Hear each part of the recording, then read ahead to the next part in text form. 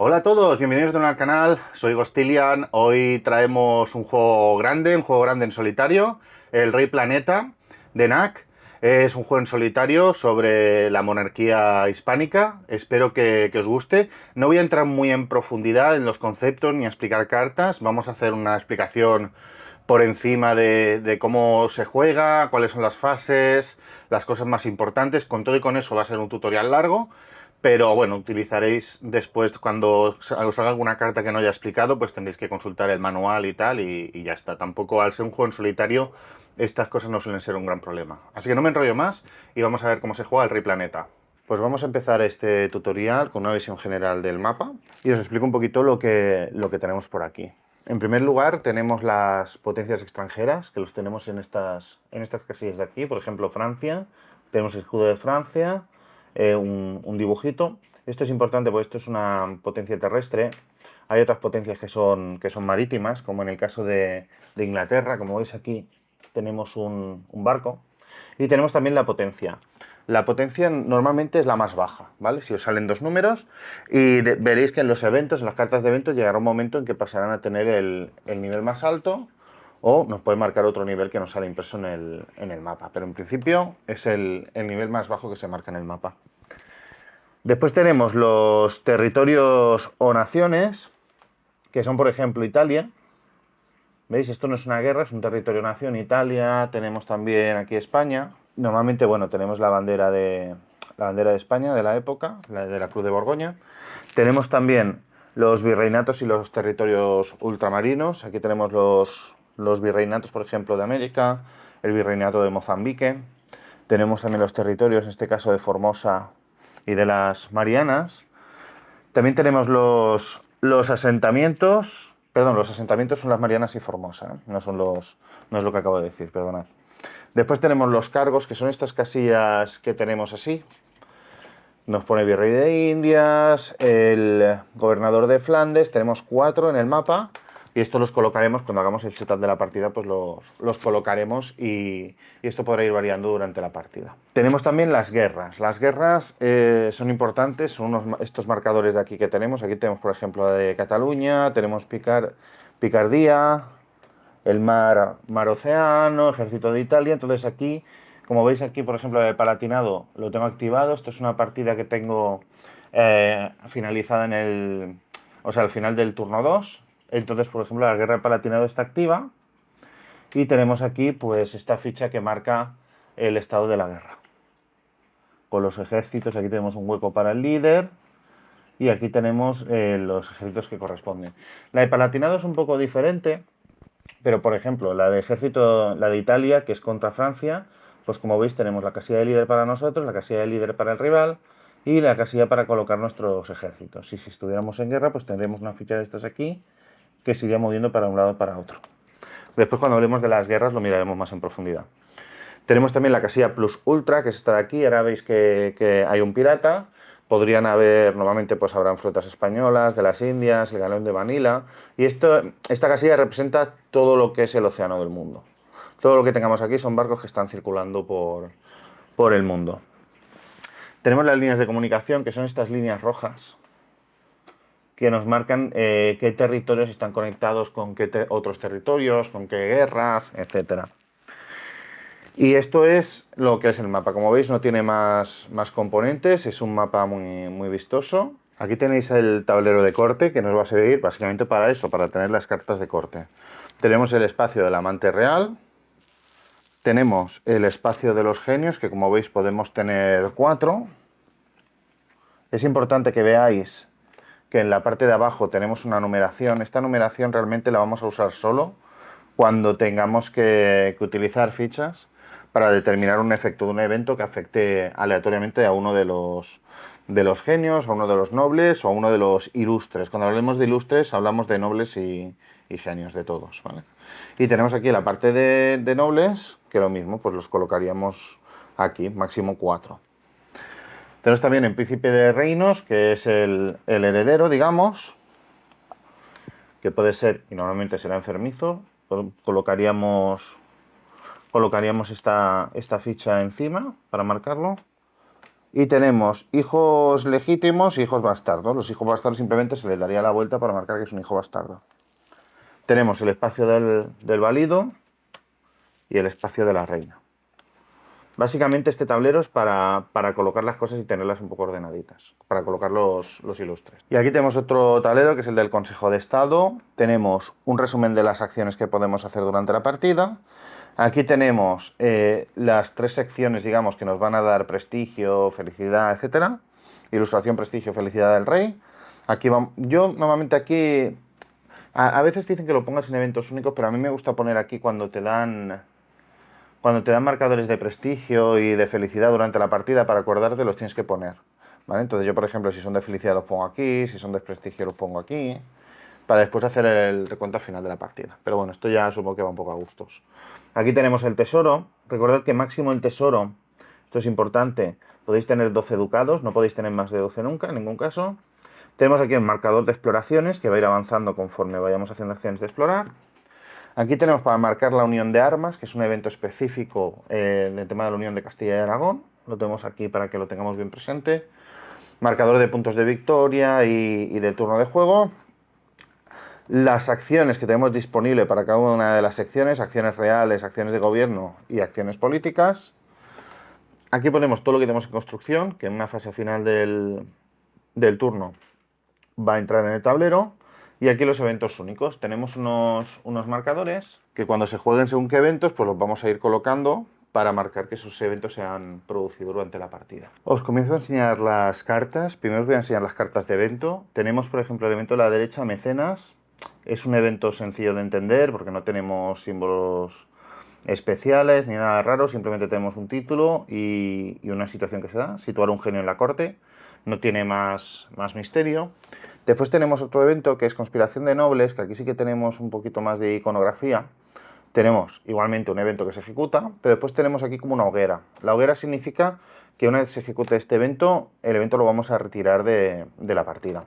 Y aquí tenemos un sello que nos marca cuándo entra esta carta de evento en el juego.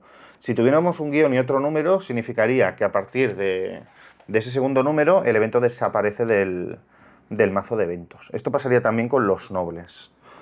Os enseño también un noble. Como veis, el noble tiene cosas...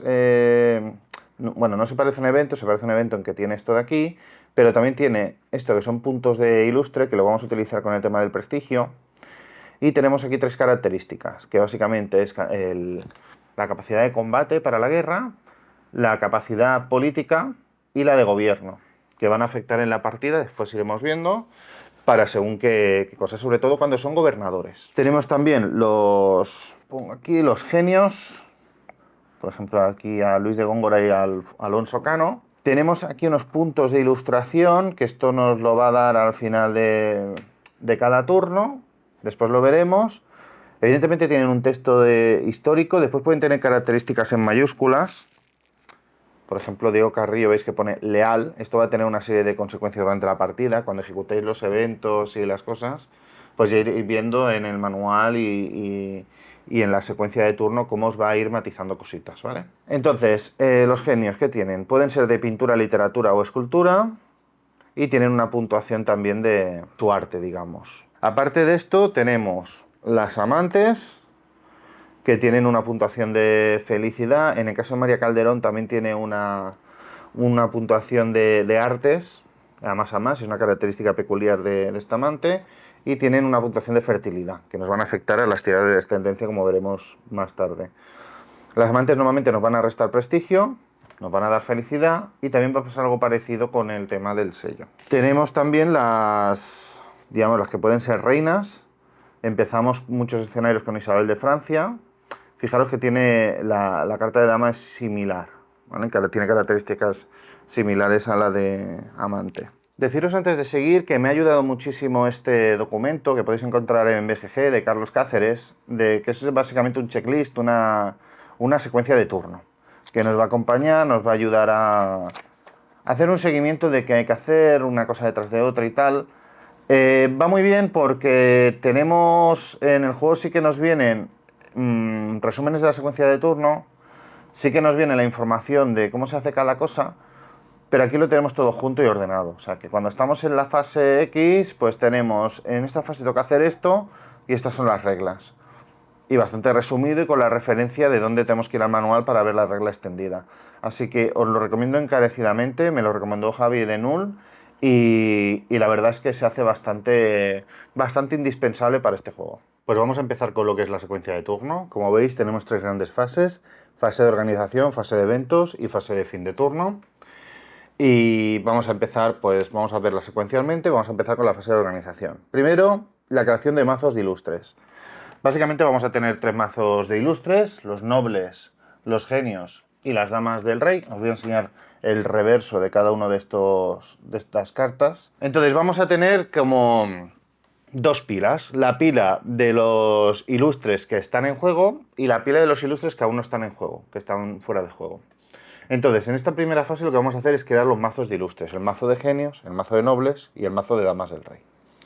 ¿Qué tenemos que tener en cuenta aquí? Primero, de los que ya tenemos disponibles, tenemos que comprobar que no tengan en el sello de abajo un límite. Aquí, por ejemplo, marca de 2 a 5. Significa que cuando lleguemos al turno 6, este noble, si está en el mazo, lo tenemos que retirar. ¿Qué más tenemos que mirar? Pues aparte, cuando ya hayamos limpiado el mazo de nobles, de genios y de damas del rey, tenemos que ver qué incorporamos. Si, por ejemplo, entramos en el turno 2, pues Alonso Cano entraría, porque veis que en el sello pone un 2. Significa que en el turno 2 entra. Como no tiene finalización, pues no saldría del mazo. Quedaría allí hasta que muriera o se exiliara o pasara lo que fuera. ¿Y qué más tenemos que tener en cuenta? Que aparte de la primera ronda, porque en el primer turno vamos a tener la configuración del escenario, por lo tanto esto no lo vamos a hacer. Pero en las siguientes vamos a poder eliminar una carta de ilustre. Esto no es ilustre. Vamos a poder eliminar una carta de ilustre de los mazos. Esto es así porque de esta manera nos permite que cuando robemos no nos aparezca un ilustre que a lo mejor no nos interesa. Entonces vamos a poder eliminar un ilustre antes de empezar el turno. La única condición es que el ilustre, si por ejemplo hemos entrado en el turno 2 y hemos metido a Alonso Cano, pues a Alonso Cano no lo podemos retirar. Tienen que ser ilustres que no hayan entrado en este turno. Tendríamos que montar también el mazo de eventos. Insisto, en el turno 1 no es necesario porque ya nos viene configurado el mazo de eventos con la configuración del escenario. Pero en los otros turnos pues vamos a montar el mazo de eventos. Pasa un poco como con el mazo de ilustres. Tenemos también cartas con sello que nos marca cuando entra y cuando sale. Si es que sale, entra en el 2 y ya se queda. Tenemos cartas que son atemporales, con lo cual siempre van a estar en el mazo. Y después tenemos cartas con un interrogante. Esto significa que tenemos que consultar el manual para ver cuál es la condición de entrada y salida del mazo. Cada una de las cartas, pues consultamos el manual y lo vemos. No voy a relatarlas todas porque son unas cuantas y sería un poco largo el tutorial. Sí que os comentaré esto, los textos rojos, cuando jugamos un evento como Lutzen, nos dice retirar intervención danesa y Brainfeld del mazo. Pues tenemos que tener en cuenta que en este momento, si no se ha hecho ya, pues tenemos que retirar esas cartas del mazo de eventos. Y también tendríamos la carta especial de inestabilidad, que como veis es un interrogante, como comentábamos. Y la carta de inestabilidad, ¿cuándo entra? Esto sí que os lo voy a explicar porque es más común. Tenemos que añadir tantas cartas de inestabilidad, o sea, retiraríamos las que hubieran y introducimos tantas como guerras estén en activo menos una. Y si hemos jugado el evento de unión de armas, añadiríamos otro evento de inestabilidad. Lo siguiente sería colocar los marcadores de acción en acciones reales, acciones de gobierno y acciones políticas, que nos van a marcar de este tipo de acciones cuánto vamos a poder hacer durante el turno. Esto nos lo va a marcar el válido. En este caso, pues en esta parte pues empezamos con Gaspar de Guzmán, el conde duque de Olivares, y nos marca lo que tenemos que colocar en cada sitio. Acciones de gobierno. ¿Cuántas colocamos? Pues miramos el nivel de gobierno de este personaje. Como vemos, en este caso es 3, pues colocamos 3 de gobierno. Espero no equivocarme de color. Vale. Acciones de política, pues colocaríamos, tiene un marcador de 2 de política, pues colocaríamos 2. Y en acciones reales que son del rey, siempre colocaríamos 4. Aquí no hay decisión posible. ¿Qué pasa? Que además, en el caso de conde duque de Olivares, esto es lo que os decía que tenéis que mirar cuando salgan, es que sale en mayúscula la palabra trabajador. Esto significa que cuando es el válido, vamos a colocar un cubo verde donde queramos. En este caso, por ejemplo, pues lo coloco aquí para equilibrar. Y esta sería este paso de acción. Lo siguiente que tenemos que hacer en la fase de organización son acciones de jugador. Esto es dentro de la fase de organización, nos permiten, como si hubiéramos jugado una carta de acciones, jugar 3 acciones. Como si jugamos una carta de acción. ¿Qué significa eso? Que son con las mismas condiciones. Lo único es que no gastamos los marcadores de acción. Estos marcadores que tenemos en el otro tablero no los tenemos que gastar. Pero tenemos la condición de que no pueden ser ni campaña militar ni embajada. Estas 2 acciones no las podemos hacer. ¿Cuál es la condición de la carta de acción? Pues ya no lo pone aquí, que podemos realizar 3 acciones de política de gobierno reales o simples, pero como máximo solo una de cada tipo. Y esto se aplica también a esta subfase de la fase de organización. A continuación vendría la elección del amante real. Como os podéis imaginar, en el primer turno no se hace, porque yo entiendo que si lo acabas de seleccionar el amante real según el escenario, no tiene sentido hacer un cambio ahora. Pero en este momento descartaríamos la amante real que tuviéramos, la sacaríamos del juego y elegiríamos entre las amantes reales que tenemos disponibles en el mazo de damas del rey de este turno. Elegimos una y la colocamos en el espacio correspondiente. A continuación nos tocaría desvelar las cartas de memorial secreto, pero esto lo voy a explicar aparte cuando acabe todo el tutorial porque es un modo de juego opcional. Y ya entraríamos en la fase de eventos, que es el core del juego, digamos. ¿Cómo funciona? Vamos a ir desvelando eventos, vamos a irlos ejecutando. Entonces, va a llegar un punto en el que se va a acabar la ronda.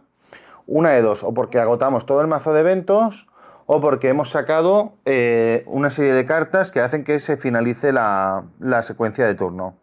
En este caso, el número de cartas son 5 y tienen que ser cartas de acciones y de guerra total. Ahora las veréis. Entonces, lo dicho, desvelamos un evento. Piratas. Colocar un marcador de piratas en el área de plus ultra.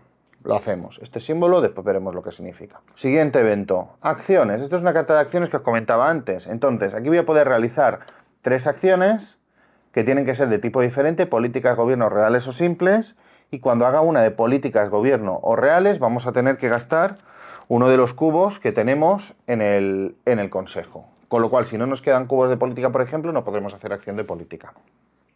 Las cartas de acciones nos cuentan para final del turno, así que lo dejaremos un poquito aparte. Seguimos mirando guerra total. Comprobamos todas las guerras. Ahora veremos cómo funciona lo de las guerras. Aquí básicamente pues hacemos la comprobación de todas las guerras activas y lo ponemos aparte porque guerra total también nos afecta para finalizar el turno. En el momento que tengamos 5 cartas de guerra total y o acciones, finaliza el turno. Y bueno, pues seguiríamos sacando eventos. Pues mira, otra carta de acciones, haríamos 3 acciones. Berberiscos, ejecutaríamos el evento de berberiscos. Excelentes cosechas, ejecutaríamos el evento que es el tesoro ganado ducado. Y así básicamente esta es la dinámica del juego. No voy a entrar a explicaros todas las cartas porque sería un tostón impresionante, y yo creo que lo mejor en el caso de este juego es que conforme os salgan según qué cartas, siempre evidentemente recomiendo una lectura del manual, pero después conforme os salgan las cartas, si tenéis alguna duda, consultar el manual. Lo que sí que os voy a contar es que si os fijáis, en la parte en la esquina inferior izquierda hay unos iconos. Esto, por ejemplo, es bien, perfecto. El cuervo es muy malo. Y después tenemos otra carta, que es la paloma blanca, que es neutral. Esto es cuando tengamos que hacer pruebas de fortuna. Entonces, cuando tengamos que hacer alguna prueba de fortuna porque nos lo pide un evento, o por una guerra, por lo que sea, vamos a revelar cartas del mazo de eventos. Imaginaos, tengo que hacer una prueba de fortuna. Y si no saco el dorado, mal, porque fallo. Pues saco, bien, perfecto, dorado. Pues la prueba de fortuna ha salido bien. Otra prueba de fortuna, pues mira, el cuervo. Esto significa generalmente muy mal. Normalmente las de fortuna buena están vinculadas a cartas buenas y las de cuervo a malas. Con lo cual, tened en cuenta que cuando hacemos prueba de fortuna y sacamos un evento, el evento no se dispara, solamente se utiliza para prueba de fortuna. Con lo cual, si os salen cuervos en las pruebas de fortuna, lo bueno es que os habéis quitado una carta mala. Y claro, cuando salga una águila dorada, dices, hostia, qué guay, pero os habéis quitado un evento bueno. También lo podemos ver al revés, ¿eh? Si nos sale un evento bueno, pues mira, ya tenemos una águila dorada menos y por lo tanto podemos tener más problemas en el futuro. Os voy a explicar algunas cosas de eventos específicos que sí que es interesante que tengamos en cuenta. En primer lugar, la bancarrota. Si en un evento nos exigen un pago y no podemos realizarlo, entramos en bancarrota. Entonces lo primero que sucede es que perdemos prestigio. Cogemos una ficha de -1 de prestigio y lo colocamos en nuestro tablero para recordarnos que tenemos que meter ese -1 de prestigio. Además tenemos que recaudar tantos los ducados necesarios para abonar la deuda. Entonces aquí podemos realizar un asiento Después veremos lo que es un asiento, porque es una de las acciones simples que podemos realizar. Y después también podemos ganar un ducado por cada tercio que retiremos de la partida o cada flota. Ojo, que los tercios no pueden ser de naciones, ingleses, provinciales, franceses o austriacos. Vamos a ver ahora el tema de las guerras, que es bastante interesante. Que lo tratemos en el tutorial. Ya os digo que no quiero entrar muy en profundidad en todo, pero hay cosas que hay que tratar. Y el tema de las guerras hay que tratarlo un poquito a fondo. Entonces, las guerras se pueden iniciar por un evento de guerra.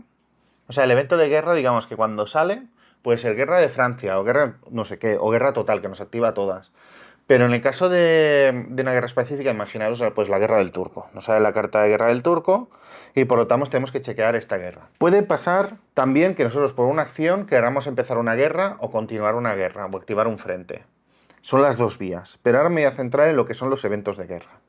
Imaginaos que nos ha salido el evento de guerra del turco. En este momento no estamos en guerra. Entonces, aquí sí que es verdad, de nuevo, insisto, en seguir el checklist porque nos va a indicar cómo proceder.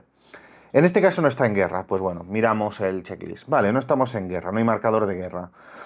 Si estamos en el turno 1 o 2, se hace una prueba de fortuna. Si el resultado es negativo, se declara la guerra. Si es el turno 3 o posterior, se realizan 2 pruebas de fortuna. Si el resultado es negativo o neutro en cualquiera de ellas, se declara. Vale. Pues aquí nos queda claro que mediante carta de fortuna vamos a ver si se nos declaran la guerra o no. Hay una excepción, que ya nos lo marcan en el checklist, que en la guerra al turco, que sería esta situación precisamente, solo se realiza siempre una prueba, independientemente del turno que sea, y los neutros son positivos, con lo cual solo con un negativo nos declararía la guerra. Con lo cual, si sacamos una carta de evento y nos sale esto, pues no hay problema. Pero si nos saliera un cuervo, nos declararía la guerra. Vamos a ponernos en la situación de que los otomanos nos declaran la guerra. Colocaríamos el marcador de guerra en la casilla de la potencia.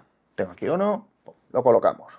Vale, lo colocamos ahí. Marcador de guerra. Colocamos el marcador de evolución de la guerra en la casilla 0. El marcador de evolución de la guerra en la casilla 0. Lo ponemos aquí en medio. Puedes mover la casilla de ejército a cualquier unidad, de cualquier unidad adyacente. Pues imaginaros que yo tuviera aquí en Italia 2 ejércitos de naciones, los tuviera aquí, están en Italia. Como están conectados por aquí arriba, por esta línea, los podría mover inmediatamente aquí. Y puedo mover un noble de la corte al apartado de ejército de guerra. Entonces, aquí ¿cómo iría el tema? Voy a ver si tengo aquí uno a mano. Imaginaos que tengo el duque de Feria, lo sacaría de la corte, lo pondría a un lado de la corte y cogería su ficha del duque de Feria y lo colocaría aquí. Y ya me marca aquí el valor de guerra que tiene el duque de Feria en este caso, que es 2. ¿Qué más tendría que hacer? Tendría que colocar aleatoriamente un general de la potencia hostil que esté dentro de la franja temporal. Esto lo vais a ver porque en las mismas fichas de generales enemigos nos sale por detrás la temporalidad de cada uno. Entonces miramos todos los generales de esa facción. Aquí, por ejemplo, del 1 al 8, pues este puede salir. Si tuviéramos varias fichas, la meteríamos en una copa y sacaríamos una. Y entonces lo colocamos aquí. Fijaros que no tienen ejércitos representados en el tablero las potencias, porque tenemos la potencia de fuego aquí abajo. Y esto sería el turno si no estuviera declarada la guerra. En el caso de que ya estuviera declarada, imaginaos que, bueno, que pasamos varios turnos y tal, sale una carta de guerra total que nos activa todas las guerras activas, o que nos sale otra vez la guerra del turco. Primero comprobaríamos el número de puntos de fuerza del ejército en esta guerra o frente, para compararlos con el enemigo. Pues mirad, pues nosotros tenemos 2 puntos de fuerza y el enemigo tiene 2 también, con lo cual estaríamos empatados.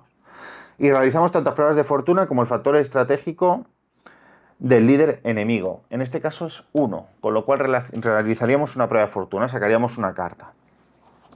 Y ya nos dicen que en función de la diferencia, si por ejemplo, si la diferencia de fuerzas es 3 o más a favor del enemigo, cualquier resultado de la prueba mueve una casilla contra el jugador. O sea que vamos a estar bastante fastidiados. Si la prueba es de 2,5 puntos a 1,5 puntos, los resultados negativos y neutros mueven la casilla en contra del jugador. Significa que esto se va a mover hacia el otomano, hacia el rojo. Si la diferencia es de 1 o 0, que es el caso, solo los resultados negativos de la prueba de... Uy, se me ha ido la palabra. De la prueba de fortuna, solo el negativo haría que se fueran para ese lado. Tenéis que tener en cuenta que en guerras contra potencias marítimas, como es el caso del turco, fijaros. Hay que contar al menos con un punto de potencia de flotas para sumar los ejércitos, si no todos los resultados neutros se consideran negativos. O sea, tendríamos que tener una flota colocada aquí para que no tuviéramos este malus. Además, en las cartas de prueba que utilicemos para la prueba de fortuna, tenemos que mirar si aparece este icono de aquí. Independientemente del resultado de la prueba de fortuna, si nos sale este icono abajo, significa que tenemos que perder un punto de tercios. Si saliera este icono, aunque ganáramos y tal, pues retiraríamos un tercio de nuevo a la reserva. Y esto sería en el caso de que nos atacaran ellos. Voy a adelantarme porque después voy a explicar las acciones, pero me quiero adelantar y explicar la campaña militar, que después me saltaré.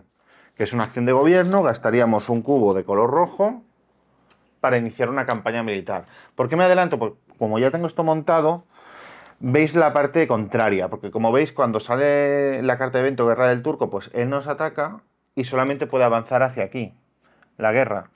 En el caso de la campaña militar somos nosotros los que atacamos, con lo cual solamente se puede mover hacia nuestro favor. Aquí hay dos opciones como antes. Si la potencia no está en guerra, declaramos la guerra. Y entonces seguiríamos los mismos pasos que hemos hecho hasta ahora. Que hemos hecho como cuando nos declaraban ellos a nosotros la guerra, si declaramos nosotros la guerra, pues seguimos los mismos pasos. En este caso concreto ya está declarada la guerra, con lo cual iniciaremos una campaña. ¿Qué hacemos? Primero comparamos los puntos de fuerza propios y del enemigo. Estamos empatados a 2, lo único es que no tenemos la flota. Y realizamos tanto pruebas de fortuna como el factor estratégico del general español. En este caso serían 2, porque el duque de Feria tiene un 2. Aquí tenemos que tener en cuenta varias cosas. Si es Spinola, y esto lo tenemos en el checklist, no os lo tenéis que aprender de memoria si tenéis el checklist, ¿vale? Si tenéis Ambrosio de Spinola, tenéis que pagar 2 ducados. En caso contrario, se paga un ducado. Siempre que iniciemos una campaña, pagamos un ducado. Pero si es Spinola, pagamos 2. Si tiene un círculo rojo, significa que en la carta de noble tendrá en mayúscula la palabra táctico. Esto significa que los resultados neutros de las pruebas de fortuna siempre se van a considerar positivos. Si es almirante, o sea, si hay un ancla, lo que va a pasar es, si un almirante manda un ejército donde al menos la mitad de unidades son flotas, aumenta en 1 la potencia del ejército. O sea, si aquí, por ejemplo, en lugar de un tercio tuviéramos una flota, sería la mitad de unidades flotas y, por lo tanto, en lugar de 2, serían 3 de potencia. Si la diferencia, ahora ya miramos la diferencia de fuerzas. Si la diferencia de fuerzas es igual o a favor de España, cualquier resultado positivo mueve a favor del jugador. Si estamos igual o 1 a favor de España, o a favor de España en general. Si la diferencia es a favor del enemigo, por cada 2 resultados positivos moveremos una casilla. Necesitamos 2 resultados positivos para mover si es a favor del rival. Si la guerra es contra una potencia marítima, que es el caso, y no hay al menos un punto de fuerza de flota, a efectos de cálculo de la diferencia se resta 1 de mis fuerzas, con lo cual aquí iría con 1 de fuerza en realidad. Me saldría más a cuenta, en lugar de tener 2 tercios de naciones, pues tener una flota y un tercio de naciones. Con esto sí que tendría 2 de fuerza. Si además tuviera un almirante, serían 3 de fuerza. Entonces sacaríamos cartas en función de la situación, pues resolveríamos cuántas casillas nos vamos a mover a la izquierda. Teniendo en cuenta siempre que si tenemos el icono de tercio muerto, pues perderíamos un tercio si sale este icono. Ojo, si hacemos 2 pruebas de fortuna y salen 2 iconos de estos, solamente perdemos un tercio, no perdemos 1 por cada icono. Más consideraciones sobre la guerra, y esta es la sección más larga del tutorial con diferencia, pero bueno, es normal. Las guerras son una cosa importante. A favor del jugador solamente se va a mover con campañas militares del jugador. También se va a mover a favor o en contra por cartas de evento que activen guerras. Si se llega a un extremo, la guerra finaliza. ¿Qué significa esto? Que si yo llego al 2 o llego al -2, va a finalizar la guerra. Ahora explicaré qué pasa cuando finaliza la guerra. Y también se puede finalizar por una tregua ocasionada por una acción política, que después lo veremos aparte, cuando lleguemos a las acciones políticas. Entonces, cuando finaliza una guerra, imaginaos que esta guerra acaba a favor de España. Hemos llegado aquí. Nada más llegar, moveríamos la carta del general del ejército a la corte o al mazo de nobles, ¿vale? O sea que en este caso el duque de Feria quitaríamos la ficha y la carta del duque de Feria que hemos quitado de la corte volveríamos a meterla en la corte o la tiraríamos al mazo de nobles. Moveríamos los puntos de fuerza que hay en esta guerra sin restricción, los podríamos redistribuir en el mapa como quisiéramos. Retiramos el líder enemigo, lo sacamos de aquí. Sumamos o restamos puntos de victoria según la guerra, aquí como veis más un punto de victoria o menos 2 puntos de victoria. Si es victoriosa, añadimos un punto de felicidad al rey y un prestigio a la casilla de eventos únicos. Y si es una derrota, restamos un punto de felicidad del rey y uno de prestigio a la casilla de eventos únicos. También tenéis que tener en cuenta que cuando yo finalizo guerra, yo le doy la vuelta a esto, veis que pone paz. Esto significa que no se puede volver a declarar esa guerra hasta el siguiente turno. Este marcador en la fase de mantenimiento se retirará. Después, cada una de las guerras tiene particularidades, reglas opcionales, excepciones, pero esto entre el manual y el checklist lo tenéis todo bastante bien explicado y de referencia, y no voy a entrar en profundidad cada una de ellas para que no se alargue el tutorial. Pues vamos a ver el resto de acciones. Vamos a empezar por las acciones reales y empezamos por descendencia. Fijaros que si está subrayado significa que solamente se puede hacer una vez por turno. Entonces tenemos que marcarlo con un marcador de evento o nos tenemos que acordar de que no podemos repetir esa acción. Entonces, descendencia. Tenemos en este caso a la reina y la amante real. Y aquí va a entrar el tema del factor de, ¿cómo lo llaman? El factor de natalidad de cada una de ellas. ¿Cómo vamos a empezar? Tenemos que tener en cuenta que con cada prueba positiva o neutra se va a añadir un hijo. Pero si es neutra va a ser enfermizo, con lo cual va a haber más posibilidades de que muera pronto. Entonces empezamos con pruebas de natalidad de la reina y el amante real. Pues empezamos, por ejemplo, con la reina. ¿Qué tenemos que hacer? Tenemos que hacer pruebas de fortuna con nuestras cartas de evento. Así que, como tiene factor 2, vamos a lanzar 2 cartas. Pues mira, la primera salió dorada, con lo cual vamos a pillar de la pila de hijos, al azar vamos a pillar uno. Nos ha salido Mariana, y por este lado, no por este, estos son hijos ilegítimos, por este lado lo colocamos en hijos legítimos. Y haríamos una segunda prueba de fortuna, nos sale un cuervo, con lo cual no nace hijo. ¿Qué pasa? Que si fuera varón y no tuviéramos príncipe de reinos, o sea, no tuviéramos heredero, lo colocaríamos directamente en heredero. Si la prueba fuera neutral, pues colocaríamos encima o al lado el token de enfermizo, para marcar lo que tiene más posibilidades de morir. Una vez hechas las pruebas con la reina y colocados los hijos, pues haríamos lo mismo con la amante. Pues si sale cuervo, no sale nada.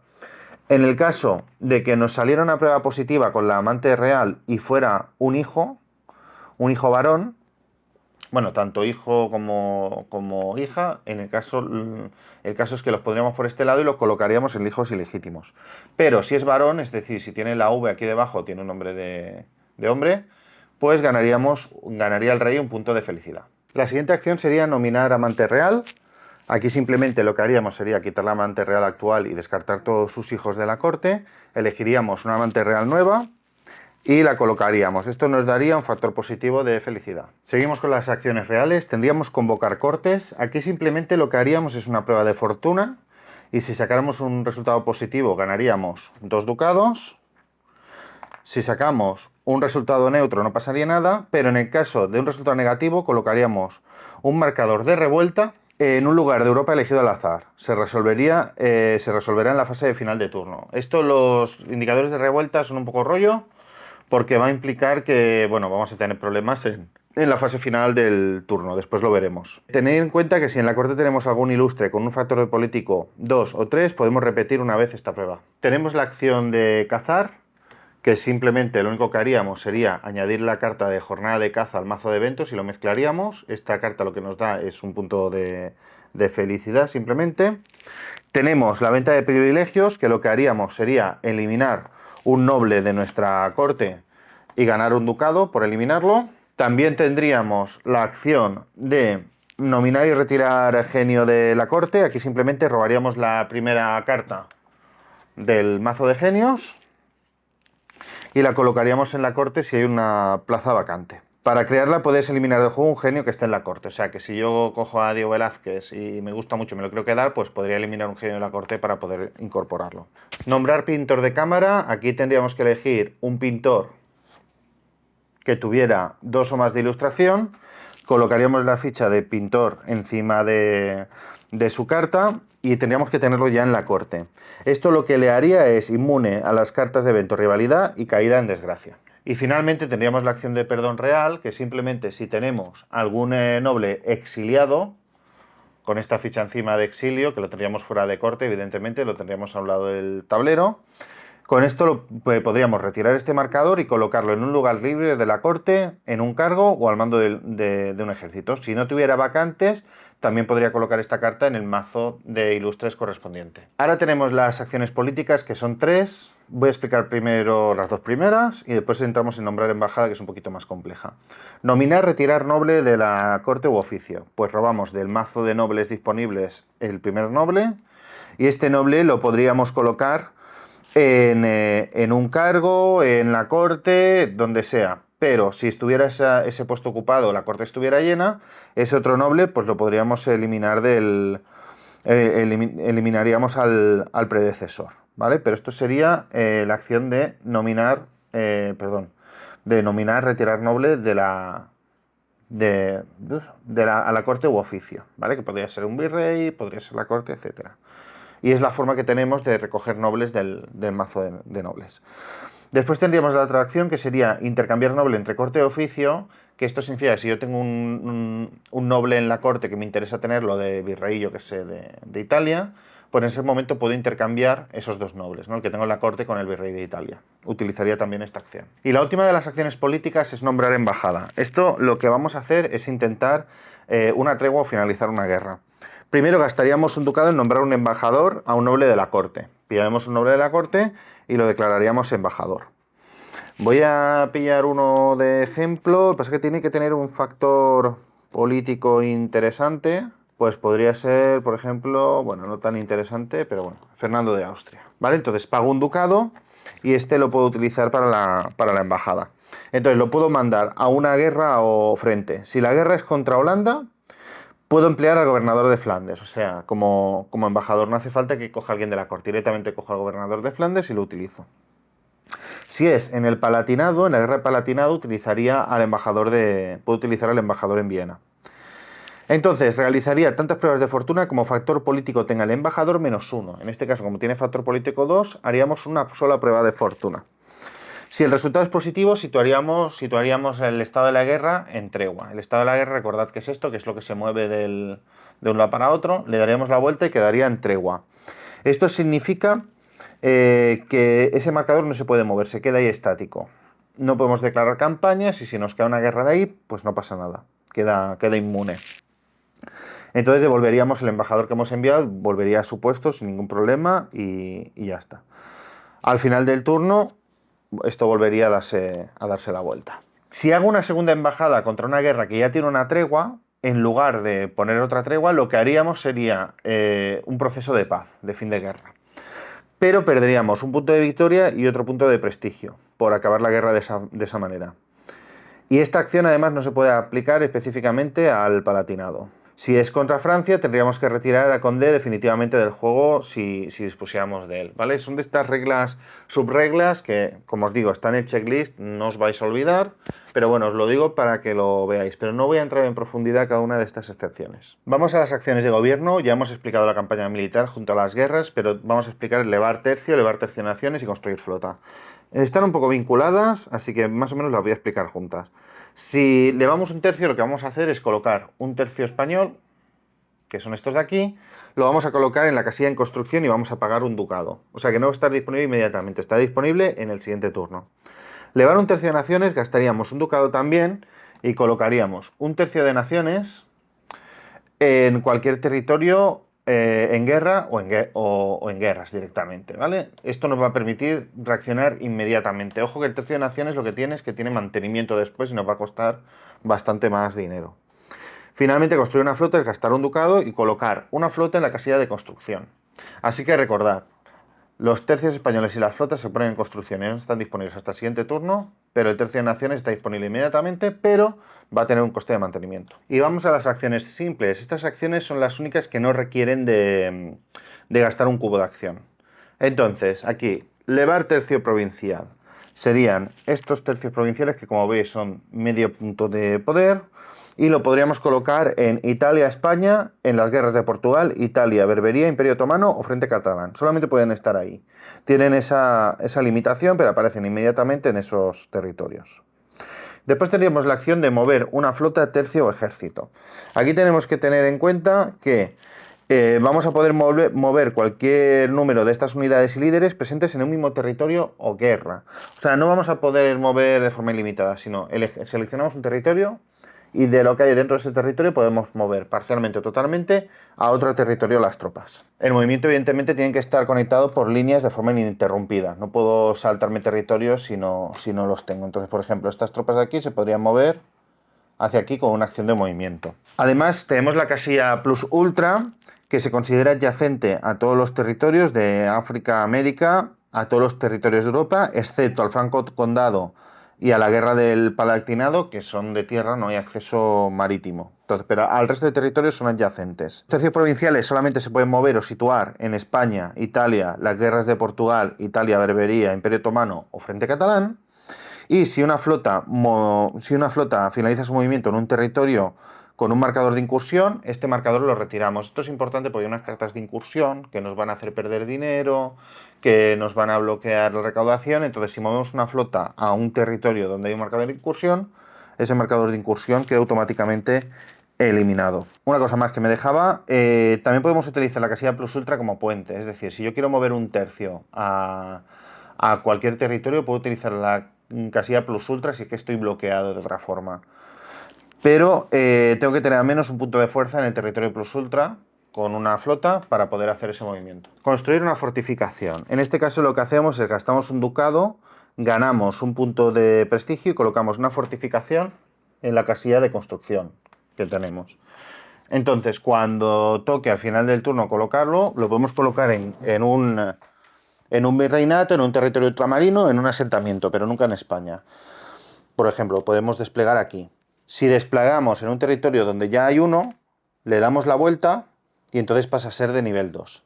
Fijaros que en este caso no sería porque ya tiene una fortaleza intrínseca, ¿vale? Aquí directamente ya colocaríamos uno de nivel 2. Tenemos dentro de las acciones simples, después de construir fortificación, realizar exploración. Aquí vamos a necesitar mirar aquí la parte de exploración del tablero y vamos a hacer varias comprobaciones. Primero, tenemos que disponer en la corte o como virrey de Indias un noble con la característica explotador. Por ejemplo, Bartolomé de Fonte, como veis abajo, tiene explorador, con lo cual con este noble, si fuera virrey de Indias o si lo tuviéramos en la corte, lo podríamos hacer.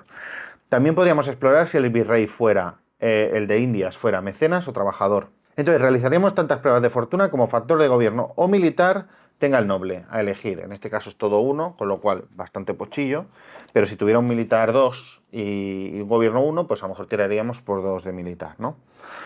Entonces, una vez decidido cuántas pruebas de fortuna tenemos que hacer las pruebas de fortuna y si tenemos al menos un resultado positivo podemos avanzar una casilla. Solamente las casillas avanzan de una en una. Y recordad que como está subrayado, realizar exploración solamente una por turno. Entonces, si en este caso, si tengo éxito, pues pasaría a Amazonas. Y esto se iría moviendo. Fijaros que aquí ya tendría que elegir entre Océano Pacífico o Formosa. No puedo hacer las dos. En el Océano Pacífico, pues simplemente si moverlo aquí. En Formosa se me desbloquearía, perdería un punto de un ducado y ganaría un punto de victoria. Entonces, que decía, podemos explorar estas dos casillas. Después iríamos a Marianas, ganaríamos un punto de victoria, gastaríamos un ducado y finalmente podríamos hacer la vuelta al mundo en sentido inverso que nos daría un punto de victoria. Tened en cuenta que la exploración de Formosa y Marianas va a crear un asentamiento, entonces lo vamos a colocar directamente en el minimapa de las Indias. Vamos a coger la ficha y la vamos a colocar. Recibimos un punto de prestigio por la construcción del asentamiento y una vez creado introducimos los marcadores de las otras Indias para futuras selecciones. Recordad que tenemos una serie de fichas para poder hacer selecciones. Cuando, yo qué sé, hay una incursión en Indias, pues cogemos todas estas fichas, las mezclamos y cogemos una. Pues tenemos que tener muy en cuenta que cuando tengamos estos territorios nuevos, de incorporarlos a las fichas para poder hacerlo. Y nada, recordad que estos asentamientos están fortificados a nivel 1 y que si son destruidos perdemos un punto de prestigio. Y vamos a la última de las acciones simples, que es el asiento. Recordad que el asiento lo podemos hacer también cuando entramos en bancarrota para ganar dinero, pero lo podemos hacer como una acción simple. ¿Cómo funciona el asiento? Primero de todo, ganamos 2 ducados, pero no vamos a poder recibir después las rentas de Castilla. Esto lo vamos a repasar después cuando hagamos la fase de fin de turno, es como un adelanto. Si las rentas de Castilla ya estuvieran comprometidas por lo que fuera, se puede declarar un segundo asiento, pero esta vez sobre las rentas de las Indias. Se recibirían esos 2 ducados, pero renunciaríamos a cualquier ducado que en este momento estuviera pendiente de cualquier virreinato o territorio ultramarino. O sea, estaríamos renunciando a todos los ingresos de Indias. Y tenemos que decir que cuando Portugal sea independiente, cada asiento que hagamos solamente nos va a dar un ducado, no nos va a dar 2. Y estas serían todas las acciones. Una vez que hayan aparecido 5 cartas de acciones y o guerra total, pasaríamos a la fase final de turno. Entonces, en primer lugar, todos aquellos eventos que hayamos jugado, más los eventos que tengamos pendientes de jugar, los vamos a juntar, los vamos a mezclar y los vamos a poner de nuevo disponibles, porque en la fase de fin de turno, después de hacer esto con los eventos, vamos a tener acciones de jugador de nuevo, como hemos tenido en la primera fase del turno. Vamos a poder jugar 3 acciones, pero solo si disponemos de más de 3 marcadores de acciones. O sea, si nos han quedado más de 3 cubos pendientes de jugar, vamos a poder hacer acciones con 3 marcadores, con 3 acciones de esos colores. O incluso podemos hacer una acción simple sin gastar cubo, pero como máximo 3 acciones. Después vamos a tener la construcción y mantenimiento. Básicamente vamos a colocar en el tablero las unidades y fortificaciones que teníamos pendientes de fabricar en el cajetín de construcción. Los tercios y las flotas en cualquier territorio de guerra o casilla plus ultra, y las fortificaciones en donde se decidió en su momento. Retiraríamos del tablero todos los tercios provinciales, los que dan medio punto, los retiramos todos y colocaríamos de nuevo un tercio provincial en España, en Italia, o en lugar de colocarlos ahí podríamos colocarlos en una guerra adyacente.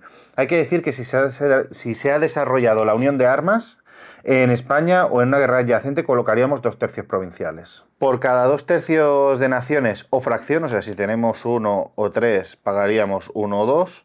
Por cada 2 tercios o fracción de tercio de naciones, perdemos un ducado. Y finalmente retiraríamos del tablero guerras declaradas y guerras recién terminadas. Fase de revueltas. Si tengo en los territorios donde hay revuelta menos un punto, hago una prueba de fortuna. Si me sale a menos un resultado neutro o uno positivo, retiro la ficha de revuelta. A continuación, cada ficha de revuelta que tenga uno en el mapa, la retiro del juego, pero retirando también un ducado del tesoro. Ahora vendría la comprobación de Indias. En este caso lo que haríamos sería revisar la casilla plus ultra. Si hubiera un marcador de pirata, lo que haríamos sería retirar una flota de la India, a menos que tuviéramos a menos un punto de fuerza. En este caso, con un resultado positivo o neutro en una prueba de fortuna, eliminaríamos los piratas. En caso contrario, tendríamos que eliminar la flota de Indias. Y ahora vendría la recaudación. Empezaríamos por la recaudación en las Indias y después haremos la recaudación en España. Entonces, tendríamos que tener en cuenta que primero miraríamos el factor de gobierno del virrey de Indias, en este caso es 2, con lo cual recaudaríamos 2 ducados. Pero esperad, primero vamos a hacer el cálculo para que después veáis cómo se recoge el dinero. Después, por cada flota de Indias en la casilla plus ultra, tantos factores como gobiernos tenga el virrey. En este caso tenemos una flota de Indias que ha sobrevivido, imaginemos que está fuera de pirata, con lo cual serían 2 más, porque es el factor de gobierno del virrey, ya serían 4. Y si tuviéramos el galeón de Manila, pues sería 1 más. Entonces, en este caso son 4 y se pueden recaudar porque tenemos 4 monedas en Indias. Recogeríamos las 4 monedas y nos las llevaríamos al tesoro. ¿Qué pasa? Que si no tengo suficientes monedas, no puedo recaudar. O sea, imaginaos que la situación es esta, por lo que sea, porque han habido incursiones y tal, pues recogería las monedas que pudiera. Ojo, porque en Mozambique también tenemos posibilidad de recaudar con la misma mecánica. O sea, tenemos ahí el dinero que tenemos que tener un ojo, pero como está al otro lado del mapa, a lo mejor no lo podemos olvidar. La recaudación en España es un poco más simple. Recaudamos 3 ducados por Castilla, 2 en el caso de que Portugal sea independiente y 1 por Aragón, salvo que hayamos jugado 2 veces la unión de armas, que en ese caso se recaudarán 2 ducados en Aragón en lugar de 1. Y después recaudaríamos en Flandes en Italia, tantos ducados como el factor de gobierno del virrey, y en Flandes tantos como sea el factor de gobierno del virrey menos 1. Aquí, como veis, tenemos Flandes, el gobernador de Flandes, serían 2 menos 1, un ducado solamente. Además, si el virrey o gobernador fuera corrupto, también recaudaríamos 1 menos. Ahora vendría la fase de mortalidad de la familia real. Entonces, en este caso lo que vamos a hacer es, en primer lugar, es una regla opcional que podemos utilizar, poner al hijo bastardo como heredero real. En el caso de que no tengamos heredero real, o sea, príncipe de reinos, podríamos girar el bastardo y ponerlo como heredero, pero perderíamos 4 puntos de prestigio, que es bastante, la verdad. Después retiraríamos del tablero todos los bastardos en este momento Y haríamos una prueba de fortuna por cada hijo legítimo, empezando por el heredero, el príncipe de reinos. Si hubiera un resultado negativo, moriría directamente, y si era un hijo varón, el rey pierde un punto de felicidad. Si el resultado es neutro, lo que haríamos es colocar un marcador de enfermizo. Pero si ya tiene un marcador de enfermizo, moriría, porque no puede tener dos. Así que, como veis, es bastante fácil de que se vayan muriendo los hijos. Después, el hijo varón... Bueno, sí, esto es lo que he explicado. Si el príncipe de reinos fallece, el jugador podría nombrar en ese momento un nuevo heredero, ¿vale? En este caso, como es mujer la otra hija legítima que tenemos, no podríamos nombrar heredero. Tiene que ser varón siempre. La reina también realizaría la prueba, pero solo moriría en 2 turnos diferentes en los que recibe 2 resultados negativos. Entonces, aquí, por ejemplo, si la reina recibe un resultado negativo, le pondríamos un marcador de enfermizo para marcar que le ha caído, y si cae otro, pues ya moriría, ¿no? Si la reina fallece, deberíamos nombrar otra entre las damas disponibles que tengan prestigio 0 o superior. No podemos colocar damas que tengan menos de prestigio 0. La muerte de la reina o del amante real ocasionaría una pérdida de un punto de felicidad en todo caso. Recordad que a final de turno vamos a retirar a la amante siempre, porque siempre vamos a elegir una nueva en cada turno. Si al acabar esta fase no queda ningún hijo ni hija legítimos, perdemos un punto de prestigio. Y pasaríamos a la fase de puntuación del turno. Empezamos, y siempre en este orden, iríamos marcando la puntuación de cada una de las secciones. Entonces, en primer lugar, haríamos la puntuación de ilustración, como veis en el tablero. Contaríamos los factores de ilustración de los ilustres situados en la corte, ¿vale? De los genios.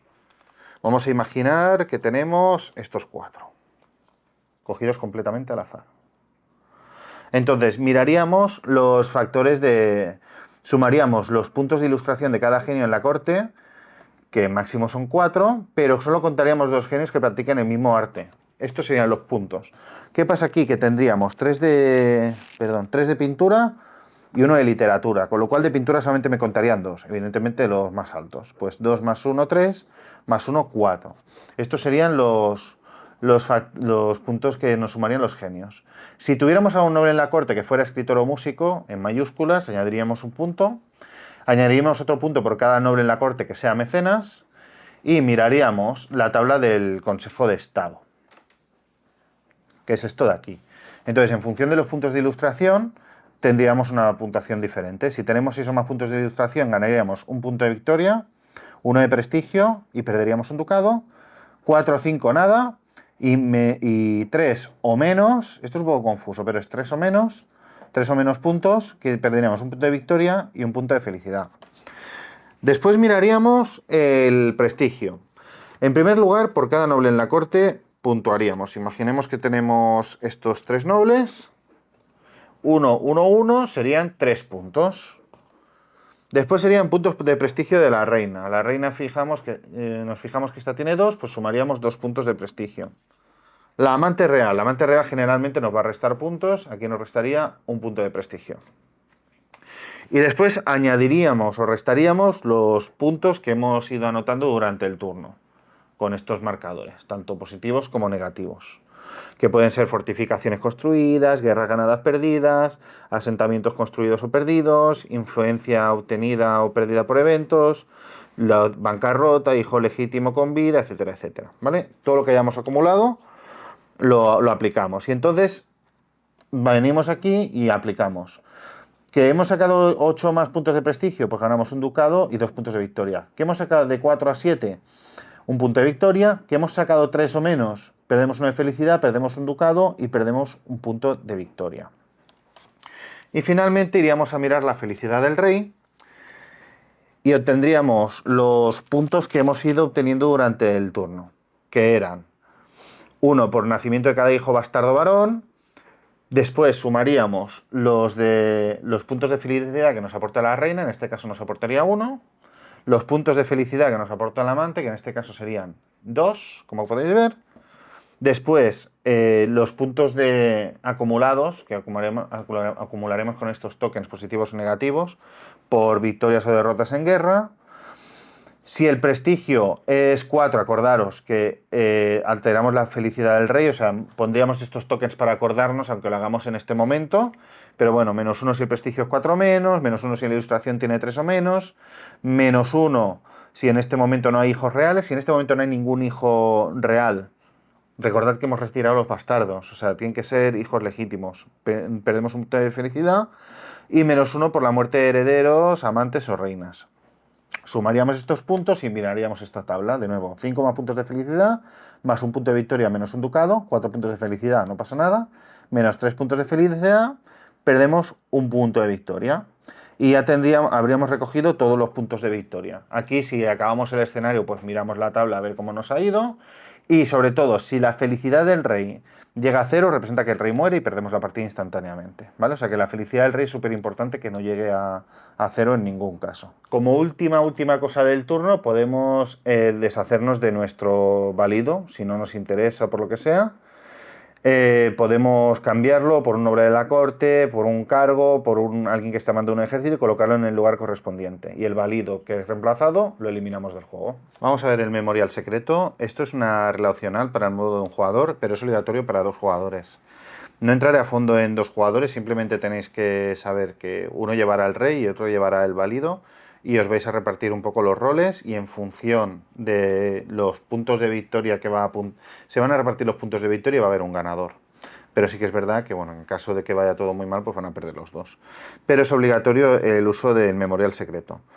El jugador que lleva al rey llevaría el memorial secreto de su majestad y el válido, llevaría el del consejo. Entonces, aquí tenéis que tener en cuenta que si jugamos un solo jugador, lo que vamos a hacer es coger una carta de cada una al azar. No vamos a saber cuál es. Y no vamos a revelar una de las 2 cartas, la que queramos, hasta el segundo turno.